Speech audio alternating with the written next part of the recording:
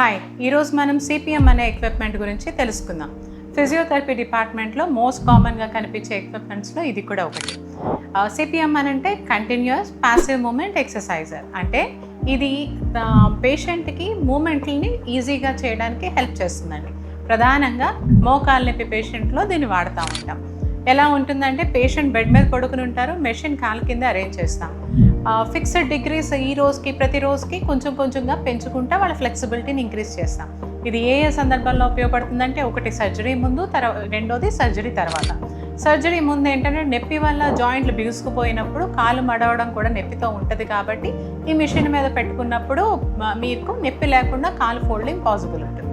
Surgery తర్వాత ఏంటనంటే ఇది ఎంత త్వరగా ఫుల్ యాంగిల్ అటైన్ చేస్తే అంత త్వరగా మనకి ఎక్సర్సైజ్కి ఫెసిలిటేట్ చేసుకుంటాం. సో మోకాలు రికవరీకి అత్యంత ఇంపార్టెంట్ అయిన సిపిఎం గురించి మీ ఫిజియోథెరపిస్ట్తో మాట్లాడి దాని వివరాలు తెలుసుకొని లాభాలు పొందండి.